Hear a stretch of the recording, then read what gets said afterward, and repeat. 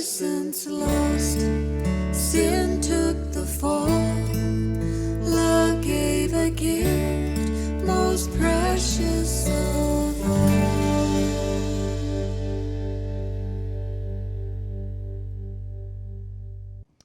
Hey everybody, I'm Heather Thomas Van Deren, and you are watching or listening to the testimony series called What Love Means. Testimonies from people just like you. Today, I am in North Richland Hills with a new friend of mine, Chris Pomeroy. And Chris, you tell us where we are again? We're at Platinum Music Complex in North Richland Hills. Yes. This is a really cool place. How did you find this? It's owned by a friend of mine, actually. We used to go to church together, and when I had the opportunity to do this, I was like, I know where we need to do Yeah, we have B.B. King behind us just in case you can't see all of him. this. Right. But you know, Chris, AKA Diesel. Yes, ma'am. But I'm just used to calling him Chris. He has a really cool story about the Lord. And as you can see, we have a beautiful Harley Davidson with us today, accompanying us in the interview.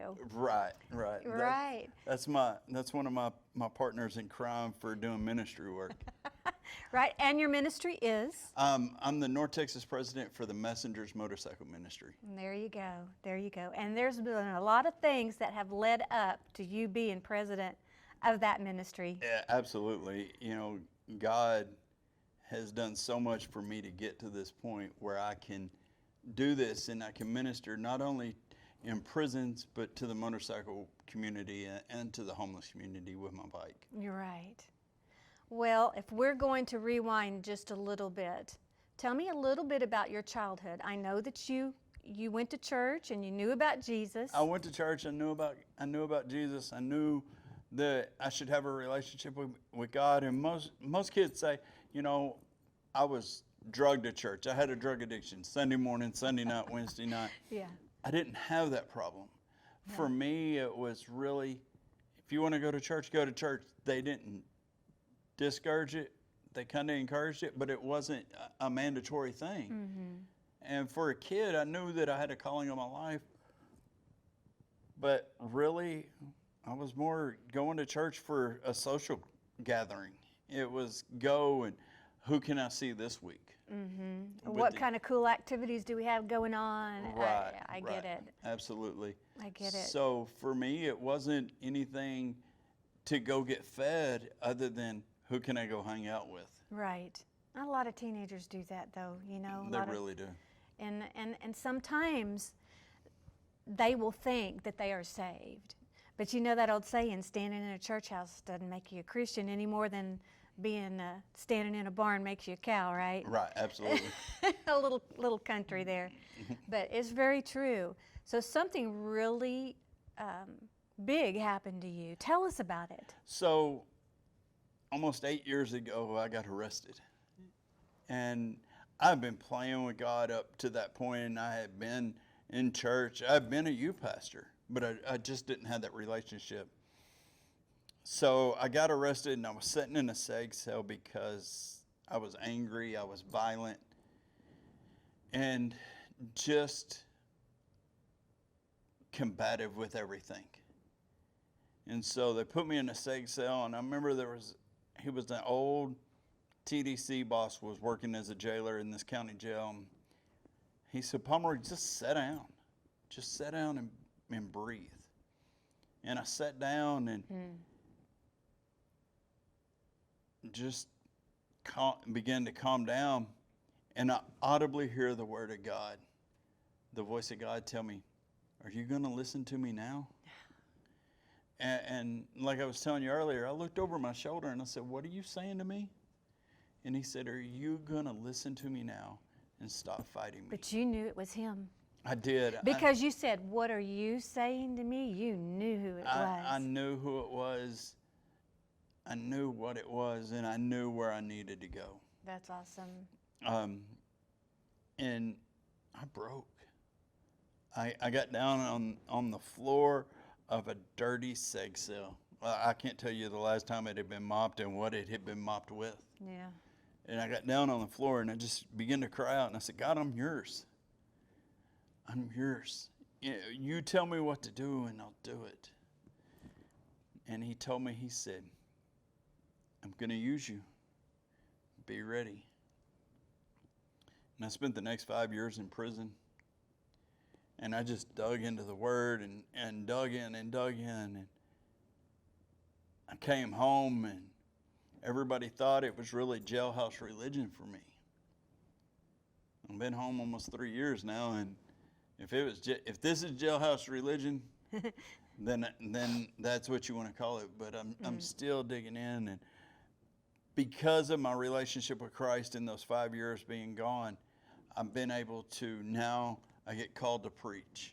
I get called to go to different churches and preach. I get called to go hang out in different motorcycle groups and just minister to them.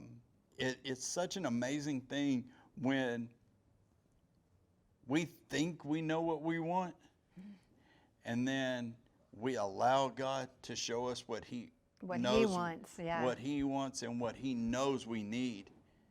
And now, instead of going to church for a social event, I go to church to get fed. Amen. And I'm so happy to be part of a church that allows me to do ministry work. And my pastor encourages outreach. Mm-hmm. And he told me, the second time I was there, he said, we have 32 outreaches in this church. Wow. I don't mind having more.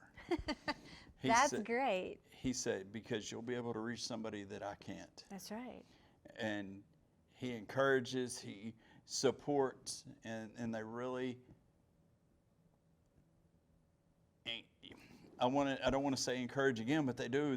They cheer me on, and they're, whether it be through social media or coming and supporting me in person, they're cheerleaders for us. And it's a hard group of people to be around when you go do prison ministry or motorcycle ministry, because those guys aren't the most approachable. Do you do street ministry too? I do. Yeah. I go on Saturday nights a lot of time and do homeless ministry. Yeah. So for me, I want to touch the least, the last, and the lost. Oh, I love that. And really reach those, because those are the ones that society has said we don't want nothing to do with. We don't want anything to do with those people living on the street. We don't want to do anything with that guy that just got out of prison and all he's trying to do is do the next right thing. That's right. Or that motorcycle guy that's got tattoos and earrings and riding a big loud motorcycle and looks all unapproachable. I'm not going to say anything to him. He's going to be scary. Yeah.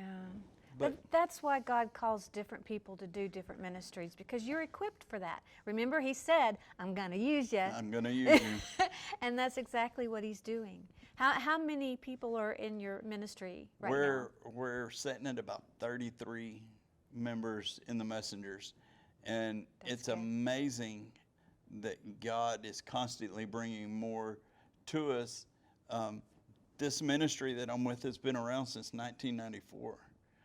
Started with a man named Rex Webb that used to be part of the tribe of Judah. He, not to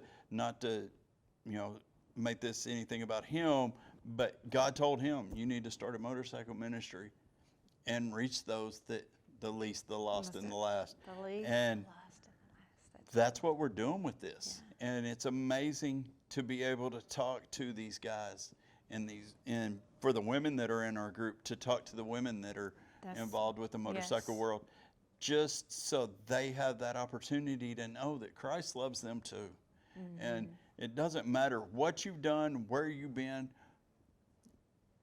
It's from this moment forward, what are you going to do with that calling that Christ has put on you? Is that what He put inside of you when you turned around? What kind of heart cry did He give you? Was that your message? Would that have been your message? Absolutely. Reach those that nobody else will reach. Because it's not about us, is it, Chris? It's not about, oh, look at me. Mm-hmm. It's not about, look at what I've done. You know, the word tells us in Hebrews, let brotherly love continue. And be careful of who you entertain, because you might be entertaining angels. an angel. So how do we know that that person that we're ministering to on the street or in prison, that's at a motorcycle rally, how do we know that they're not the one that needs it the most? Are we going to miss that opportunity? Yeah. You know, Wait, but how do you go about leading those people to the Lord that you find that are just rock bottom and they have no answer but Jesus? How do you go about sharing that with them? you know, you really have to ask them, are you sick and tired of being sick and tired? Are you sick of the fight? Right. Because whatever that void is you're trying to fill in your life, you can try to fill that with a bottle, with a drug, with pornography, with violence, whatever addiction you want to try to fill that void with. You're still going to be empty on the inside at the end of the day. But Christ is sitting there saying, my grace is sufficient. I'm going to fill you. And I'm going to let you feel something that you've never felt before. That's right. So when we do that and we show them God's love, they begin to see, you know what? Regardless of what my past looks like, I have a spotless future with God. And Christ loves me enough to send somebody to tell me about it on the streets in Fort Worth, Dallas, wherever we're at. Or, or even the people that are watching or listening today. You just gave them the plan of salvation in a nutshell. Right. How can they get in touch with you? Because I know there's so much more to share, but if they want to have you to speak, or if somebody just wants to be prayed for, how do they get in touch with you? You can reach me on my Facebook at Chris Pomeroy, facebook.com. My email is redeemedin2018@gmail.com. You can even call me on the phone. There you go. So my number is 214-500-0639. My phone's always on. That's great. He told me, I gave you a phone to carry. Don't right. shut it off. That's right. So I always have my phone on. I'm always willing to pray. I might not have the answers, or I might not be the one that can help at that moment, but I have 33 other brothers and sisters in the messengers awesome. that I can call and go, hey, this person needs something. That's right. So you guys listen to this, or you gals too, get in touch with Chris Diesel. But I call him Chris, but you can call him Diesel. I just love your story, and I know there's so much more, and I know that you're on fire for the Lord. I am. And if you would like to be on What Love Means, if you are a Christian and you have a story to tell, you can contact me at htvministries.com or email countrygirlsings@live.com. Thank you so much for coming, Chris, or allowing me to come here. God bless you. Bless you too. We'll see y'all next time. Bye-bye.